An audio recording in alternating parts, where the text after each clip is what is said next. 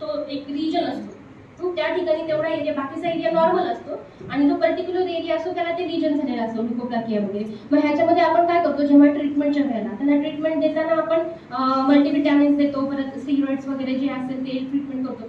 पण कधी कधी ह्याला सर्जरी, जर जेव्हा ॲडव्हान्स लेवलवर गेला ते, मग त्याला आपल्याला सर्जरी त्यांना ॲडव्हान्स करावं लागते. तर मग सर्जरीच्या वेळेला काय केलं जातं आपल्याला, की तेवढा जो एरिया आहे, ते लिजन आहे, तेवढं ते सर्जरीनं ते रिमूव्ह केलं जातं सर्जरीमधनं. ठीक आहे. आणि कंडिशन्स, लिजन आणि कंडिशन मध्ये काय फरक आहे? कंडिशन म्हणजे हे रेस्ट्रिक्टेड माउथ ओपनिंग. समजा OSMF ही एक कंडिशन आहे. OSMF मध्ये काय होतं? ओरल सबम्युकस फायब्रोसिस, त्याच्या नावामध्ये त्याचा अर्थ आहे. म्हणजे जे आपले बकल रिजन आहे, समजा चेक एरिया आहे, ह्याच्यामध्ये काय तयार होतात? बँड्स तयार होतात.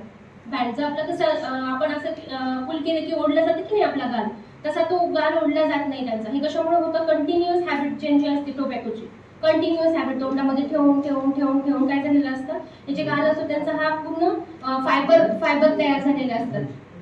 फायबर तयार होतात आणि फायबरमुळे काय व्हायला लागतं की तिथे फायबरस बँड तयार व्हायला लागतात. आणि तुमची जे माउथ ओपनिंग आहे ही एकदम रेस्ट्रिक्टेड होऊन जाते. म्हणजे जर 4 बोटं जात असतील तर 2 बोट जातात, 3 जातात, नंतर 2 जातात, असं असतं. मग ह्याच्यामध्ये तुम्हाला ह्याच्यामध्ये ट्रीटमेंट करायची म्हटलं तर ह्याच्यामध्ये ट्रीटमेंटमध्ये सगळ्यात मेन तुम्हाला काय सांगितलं जातं? मल्टीविटॅमिन्स म्हणजे विटॅमिन A, विटॅमिन C, परत बी कॉम्प्लेक्स, तुम्हाला विटॅमिन्स सप्लिमेंट द्यायला सांगतात. हे सगळ्यात मेन आहे, कारण तुमचं जेव्हा न्यूट्रिशन कमी असल्यामुळे हा प्रकार होतो. तर मग तुमचं सगळ्यात पहिल्यांदा तुमचं टोबॅकोची हॅबिट जी आहे ती स्टॉप करायला लागणार. कंपल्सरी टोबॅकोची हॅबिट किंवा स्मोकिंगची हॅबिट कंपल्सरी स्टॉप करायला लागणार. त्याच्यानंतर तुम्हाला न्यूट्रिशनल सप्लिमेंट घ्यावं लागणार आणि मग त्याच्यानंतर अजून कॅप्सूल वगैरे, लायकोरेट वगैरे कॅप्सूल देणार, लायकोपिन किंवा स्टिरॉइड ॲप्लिकेशन कॅनकोड सारखे किंवा टेस्ट क्रीम वगैरे असं सांगणार. ते अकॉर्डिंग टू दॅट लिजन तुम्हाला ते स्टिरॉइडचं तुम्हाला ॲप्लिकेशन वगैरे करायला सांगणार त्या पद्धतीनं.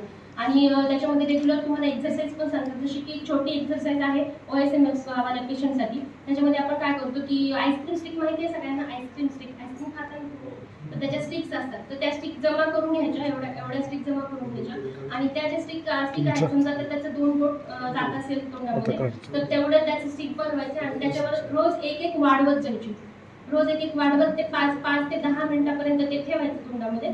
आणि ते ठेवल्यामुळे ते तेवढं वाढलं की रेग्युलर त्याची जर जेव्हा तुम्ही एक्सरसाइज करता 3 महिन्यापर्यंत, तर तुमच्या रेग्युलर एक्सरसाइजमुळे ते थोडंसं मॅन्युअली ते थोडंसं इन्क्रीज व्हायला लागतं. किंवा अजून आपल्याकडे समजा ओरल सर्जन्स वगैरे असतात, त्यांच्याकडे एक म्हणजे इन्स्ट्रुमेंट्स वगैरे असतात, त्याच्यामुळे पण त्यांची एक्सरसाइज तिथे केली जाते डेंटल चेअरवरती, की मशीन लावून वगैरे त्यांना एक्सरसाइज वगैरे केली जाते की तोंड त्यांचं उघडावं असं. अजून दुसरं त्याच्या पुढची अजून स्टेज म्हटलं त्याचं तर आपल्याला सर्जरी करावी लागते. त्याची सर्जरीमध्ये आपल्याला ते बँड्स वगैरे असतात ते रिमूव्ह केले जातात. भरपूर आजकाल ल्युकोप्लाकिया किंवा एरिथ्रोप्लाकियाला पण सर्जरी बरीच केली जाते. क्रायो सर्जरी किंवा लेझर सर्जरी अशी वेगवेगळ्या प्रकारची सर्जरीज थ्रू आपण जातो. पण जर इनिशियल कंडिशन असेल तर आपण न्यूट्रिशनल सप्लिमेंटनं आपण ते क्युअर करू शकतो. इनिशियल लेवल असेल तर पहिल्यांदा तर हॅबिट कमी करायची आणि न्यूट्रिशनल सप्लाय घ्यायचा. ठीक आहे. आणि एक्सरसाइज वगैरे करायची. आणि अजून दुसरं लायकन प्लानस एक सगळ्यात इम्पॉर्टंट हे आहे, डिसीज आहे ह्याच्यामध्ये, म्हणजे रिजन आहे लायकन प्लानस. तर लायकन प्लानसमध्ये काय होतं? लायकन प्लानस हे काय आहे? लायकन प्लानसला तुम्ही कंडिशन म्हणू शकता, कारण लायकन प्लानस कशामुळे झालेलं असतं तुम्हाला? तर लायकन प्लानस हे तुम्हाला स्ट्रेसमुळे होतं, हार्मोनल इम्बॅलन्स किंवा स्ट्रेसमुळे. तर जेव्हा तुम्ही आता सर जसं सांगतो ते स्ट्रेसबद्दल तुम्हाला, तसं जी व्यक्ती जनरली जास्त करून फिमेल्स स्ट्रेस, अननेसेसरी स्ट्रेस खूप घेतात. मला हे बोलले, मला ते बोलले, जनरली आहे असतं. मुली जास्त स्ट्रेस घेतात जनरल असतोच. आणि असतं प्रेशर सगळं, असं कसं बोलायचं, कसं हसायचं, कसं उठायचं, कसं बसायचं, बिना कामाच्या गोष्टीचं जे टेन्शन असतं ते मुलींना खूप जास्त टेन्शन असतं. तर बरोबर की नाही? असतं की नाही? लायकन प्लानस होत नाही, पण लायकन प्लानसचा एक मेन रिझन स्ट्रेस आहे. स्ट्रेस आहे. तर मग लायकन प्लानस आणि ल्युकोप्लाकियामधला पण फरक डायग्नोज करणं अवघड आहे. पण तरी पण तुम्ही व्हाईट लीजन असतं त्याच्यामध्ये, त्याचं मेन आयडेंटिफाईंग फीचर असतं व्हिक्टिम स्ट्राय असतात त्याच्यामध्ये. म्हणजे व्हाईट लीजन असतं आणि त्याच्यामध्ये रेड लीजन असतं आणि त्याच्यामध्ये व्हाईट अशी स्ट्राय असतात, अशी स्ट्राय दिसतात, त्याला व्हिक्टिम स्ट्राय म्हणतात त्याला. तर ते तुम्ही एकदम पेशंट बघितल्यानंतर लक्षात येऊन जातं. आणि जेव्हा तुम्हाला डायग्नोज होईल तेव्हा तुम्हाला सगळ्यात पहिल्यांदा आणि टोबॅको किंवा एरिका नट माहिती तुम्हाला? एरिका नट किंवा स्पायसी फूड्स, एरिका नट किंवा स्पायसी फूड घेतल्यामुळे पण हे लायकम प्लानेसचा डिसीज तुम्हाला म्हणजे लायकम प्लानेस तुम्हाला होतं आणि मग त्यामुळे तुम्हाला एरिका नट किंवा स्पायसी फूड जे आहेत हे काय करायला लागणार? अवॉइड करायला लागणार. स्पायसी फूड अवॉइड करायला लागणार आणि जी एरिका नटची किंवा कोणती टोबॅकोची वगैरे हॅबिट असेल तर ती तिथल्या तिथे स्टॉप करायला लागणार. मग त्याच्यानंतर न्यूट्रिशनल सप्लाय घ्यावा लागणार आणि न्यूट्रिशन सप्लायमध्ये जेव्हा तुम्ही डाएट घेता तर त्याच्यामध्ये तुम्हाला सगळ्यात जास्त कुठल्या प्रकारचा डाएट घेतला पाहिजे हे खूप इम्पॉर्टंट. जे होम रेमेडी जे आपण म्हणतो तर डाएटमध्ये तुम्हाला ग्रीन व्हेजिटेबल्स जे असतात, लिफी व्हेजिटेबल्स, स्पिनच झालं म्हणजे कोणतं पण ग्रीन व्हेजिटेबल्स, फ्रेश व्हेजिटेबल्स ह्याचा आहारामध्ये जास्त उपयोग करायचा. अजून कॅरोट एक घेतलं पाहिजे जेवणामध्ये.